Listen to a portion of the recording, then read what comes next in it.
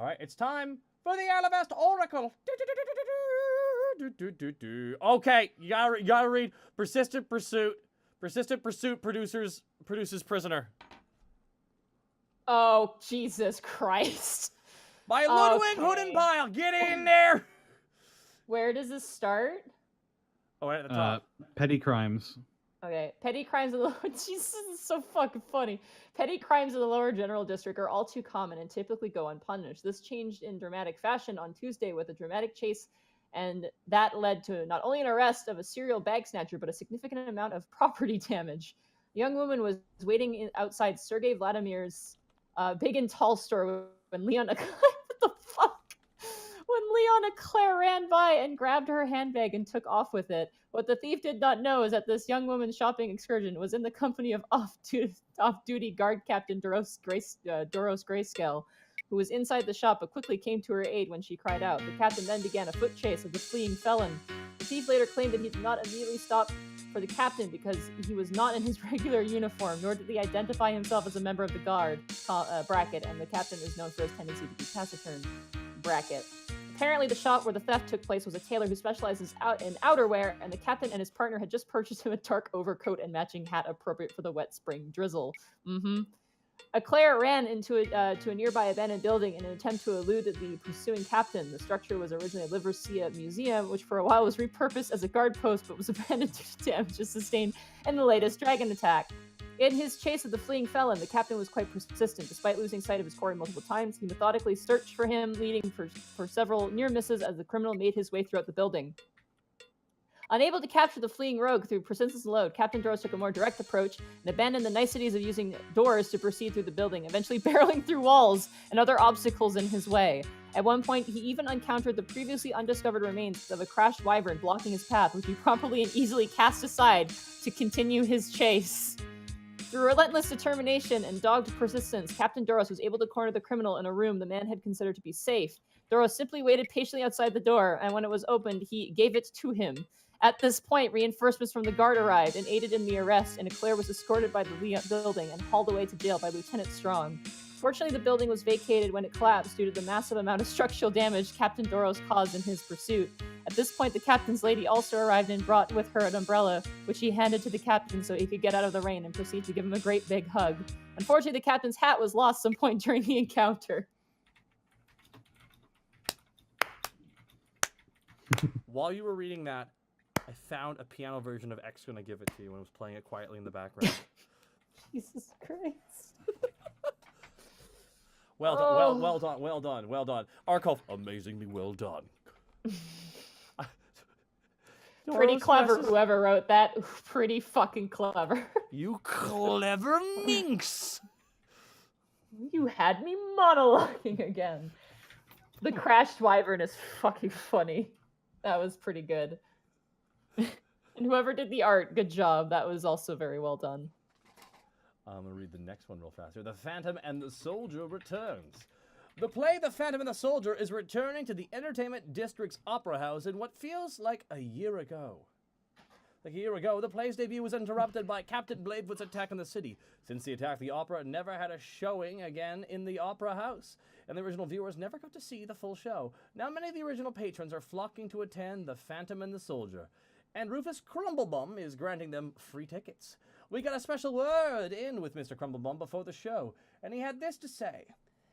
It was a terrible shame when the show was attacked by those ruffians, so I said to myself, Rufus, you must put it on again. And so I did. As I always say, if the first show is attacked, try again later and have a better security. To coincide with the return of The Phantom and the Soldier, the original Alivastian cast with Lady Lorelei as the lead female role once again. When she was asked for comment, she said she was busy and went into the opera house. When we asked her later, she said she came back for her lucky green carnation. As the production was announced, most of the general public was happy that the show was coming back.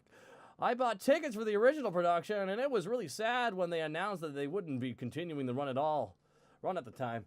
I hope that nothing goes wrong this time, said former patron Harold Bucksaplenty. However, some of the kidnapped feel it is inappropriate to perform the opera, even though it occurred last year. I was really scared there. It was my first attack in Alivast, and I was so scared. I thought I was going to die. I just don't think it's appropriate for them to perform it again so soon since the accident," said young Epper Vagabond. "Whatever the case may be, last year has come and gone, and with it, many things have changed. We've had dragon attacks, visits from high political powers and heroes, as well as many alliances. It's good to remember that what Alivast represents, a place that lets you be what you want to be, and will always rebuild stronger than before."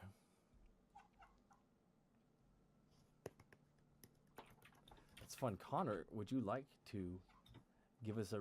Connor, would you like to give us a read? Oh my Sure. god. Actually, Nadine, would you like to be the Lady of Livrosea? I don't know. Let's let Connor do one Okay. of these. Would you... I will read the first one. "Dear Lady of Livrosea, I love to cook and bake, and I really want to share my creations with the city.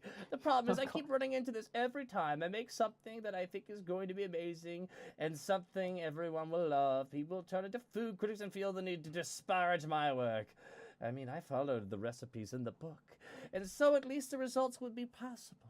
But people act like my creations are horrible monstrosities, and they often run screaming in disgust. All I want to do is follow my passion, my calling, the recipes in my book.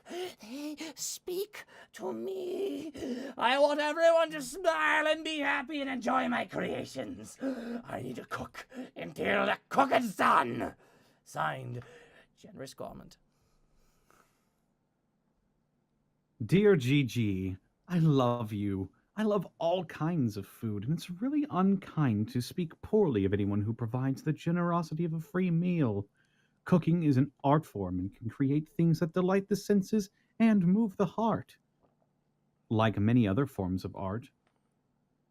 And you may know that the secret to cooking is love. I want to encourage you to keep following your passion, and I hope you achieve great things. But you may also need to take into account personal taste when you cook. For example, I don't like things that are super spicy. Some people like sweet or savory or fatty or acidic. It all varies, just like us. Maybe before you make your next creation, ask the folks you're feeding what they'd like. It could help you find the right dish. Can I read the next one? Absolutely. Dear Lady of Livrosea, I'm a horse. I'm having a friend write this for me because I am still learning how to write. You see, when I was being ridden out to explore some ruins, I was caught in some kind of crazy magical effect that awakened me from the state of an ordinary horse to the mind I have now. It has been really disorientating, to say the least. Some druids in the city have been helping me through my time of transition. The biggest problem is that I'm pretty lonely. All the other horses are pretty dumb, at least compared to me. There's a llama at the stable I can talk to, but he was originally a halfling. So while we get along, it's still not quite the same. Any advice? Signed, Morose Mare. Dear MM, I love you. My heart breaks for you because I know just how lonely it can be when you feel like you just can't communicate with others and you feel like you're an alien dropped into a people not your own, even when they may be friends or even family. Give grace to others and remember that they are doing their best. Find solace in the people around you now. You may have 4 legs and they only 2, but what really matters is that we all have such beautiful hearts. Now that the world has opened up to you, explore it a bit. It might be scary at first, but I'll bet you'll find something amazing you could ever have conceived prior to this experience. Dear Lady, I am recently divorced, and I was needing a place for my son while I'm working. I used to be able to take him with me to work, but now that he's a lot more mobile and mischievous, I can't do my job and watch him at the same time. I found a care provider near the shop, and I was a bit apprehensive at first since I heard it was run by a non-human, but when I met the operator, he's kind and gentle, very supportive, and my son took a liking to him immediately. The downside is that I immediately felt attracted to him. I don't know if it was seeing how good he was with the kids, or his massive muscular chest, or his horns and hooves. I was floored. He's amazing. Is it bad for him to date your kid's daycare operator? Signed, HBM. Dear HBM, I love you. In short, no. It's not necessarily bad to find love with someone you encounter as long as you're mindful it might happen if things don't work out. What I'm more concerned about is if you are leaving a relationship and moving to another one too quickly. It varies for everyone. Some people feel the need to define themselves by their relationship status, and that really is doing yourself a disservice. You don't need to be in a relationship to be happy. If you're in a good spot to move on, then I'm sorry for implying otherwise. I suggest getting to know this fellow. You'll see him regularly, so that makes it easy to do what I always suggest. Make a friend first, and love often joins the party. Fun questions this week. Fun questions this week. The fucking horse. Hi there. I'm a horse. Hi, I'm a- Help. Would you like to choose one, Nadine? I think there's one that's Gregor's hunting notes with the fucking lion. It's so fucking good. Gregor hopes that dear readers have swimming trunks and such because spring theme seems to be hunting of aquatic creatures, while oceans and seas remain beautifully frigid during springtime. Gregor understands that much tinier and less flippery peoples have little in constitutions for such fun, but never fear such peoples, for Gregor shall reveal tactics around hunting of beach-centric creatures known as sea lions. Take majestic lion creatures of Ruba, and imagine if flowing manes were instead mighty fins, and readers shall have sea lions. Serving as figure of Uspa's immeasurable honor, sea lions are noble creatures with character only matched by martial prowess when in water. Much like land counterparts, male sea lions are very territorial, and females are exceptional hunters in their own right, both able to keep on own flippers and thus make for very worthy quarry. There are two ways to hunt such worthy adversaries, by canoe and by land. To fight sea lion in waters itself is to invite death, to make fun of flailing corpses in sea. Sea lions have swimming speed comparable to both fastest vessels of Alivast and trickery assholes that are dolphins. If by sea is only option, use canoe or similar vessel to hunt from and lay bait so lions come to reader. Like dolphins, nets very effective in stopping beasts, though sharp teeth and mouth can cut most normal nets, so reader must be quick with coup de grace. Yeah, no worries. For those who find ocean waters too cold to hold during time of year, Gregor suggests hunting of sea lion when beached for air, searching for rare foodstuff left by foolish beach campers and gross makings of babies. To combat sea lions, here is to bring less risk to hunter, as strong flappers used for swimming is bad for propelling creature on land. For personal reasons, Gregor feels no need for such handicap, as continued on page 8.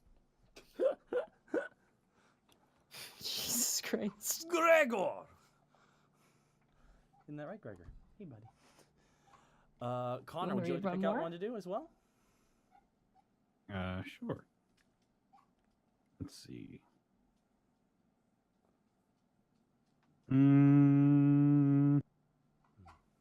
Oh, that one's long. The UFO from Beyond the Plains. That one's really long, yeah. There's the Tools of the Trade. Trident. By Kenny Von Hammer. Sure, I'll do Tools of the Trade Trident. Originally a fishing implement, the trident has spawned several polearms that bear its name. These are distinguished from other war forks by having 3 points. A trident basically combines the structure and techniques of a thrusting spear with more parrying, hooking capability. A trident can catch and twist weapons between its tines, giving it some defensive capabilities. There is a combat style used in many fight pits of the Retiarius. Warriors who would fight with tridents and nets, focusing on entangling their foes to easily gain the upper hand in battle. It can be a fierce, if not brutal, combination, and even the Eastern Isles has their own versions of this weapon. That's not to say that this weapon is all bad. It has a more useful and benevolent side, in which it can be used for fishing and hunting, and can spear and trap unsuspecting fish and or frogs, depending on what the person is craving that day. Its uses are various, but it's still a very deadly tool and has been made of every metal known to mankind, from steel or bronze and even gold, This weapon is very popular with those who live near, on, or under the sea, tritons, sailors, fishermen, and many others. It's a wondrous item to have. To our historic and religious leaders, you may already know that this very tool has had a great significance to many gods and deities in the plains and realms forgotten. For any beings that have a connection with the sea or fishing, the trident seems to be an almost universal symbol, and many kingdoms that rely on the ocean's bounty also have adopted it as an icon. For those who want something like this, simply go down to the docks or find it out on the nearest fishing vessel. You too can have this fierce and useful tool in your possession. Brought to you in part by the USPA clergy. USPA, sky's the limit. Awesome. I'm going to read one more as well before we sign off here. Some fantastic ones this week. Loving it. I'm going to quickly read missing persons listings at an all-time high. The Alivast Import Authority is known to be constantly crowded, whether it be from surly ship captains filled out mounds of permits or drunken sailors coming by with claims of strange happenings out on the waters. Today, its doors were almost fit to burst from frantic citizens desperate to hear any sort of news about missing family members or friends. 2 whole walls of the authority's lobby are covered in missing persons listings, with more and more concerned citizens posting their own requests nearly every day into a half-full third. Those that are missing are primarily sailors, along with various business people, craftsmen, musicians, adventurers. As a listing made while writing this article, a mixture of all the above. "Me mate Clarence would have written back by now," spoke one Harold Brimshaw, a surprisingly lanky dwarf, who made a listing for one Captain Clarence Warhol of the Green Gully. "He had a whole flock of adventurers with him, so I ain't be too worried, but it doesn't hurt to be careful. Hopefully it's just being a wee bit paranoid." A significant amount of concerned citizens within the lobby were less hopeful and more retaliatory, angry at the lack of progress happening on their months-old listings, and some even claiming sabotage by outside forces. It's some song jerks, I tell ya," exclaimed a heavily inebriated gnomish woman carrying around stacks of papers bearing the visage of a dark elf sailor. "They knew me hubby was out of the waters, so they went out and snuffed him out." The authority and the council have said that they are very well aware of the situation, but say that due to the sheer amount of reports and current lack of available staff, there hasn't been an opportune time to send agents out to investigate the claims, and assures that the cause is most likely a situation more akin to the giant slime incident rather than an intentional raid from the old world. Oops. Whoops, indeed. Oops, that's a big oof. The Shuck. Best clams on Alivast. Yeah, the Shuck! Hell yeah, the Shuck. To owners of a little white construct, can you please tell him to stop putting his hand-drawn pamphlets in our papers? We confronted him, and he ran off with his hands over his head, yelling, "Praise Oriara!"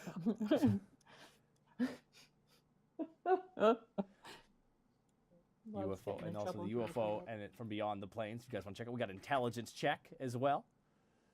Crossword puzzle, fantastic. Again, a big shout out to Saichi Evie, Fuzzy Wolf, Jim the Rabid Cow, Poisuit 47, Boom 1327, Alcoholic, Rylberg, Froggy's Bomb, Vin Smoke Sanji 90, Nicket Square, and Voodoo Soviet.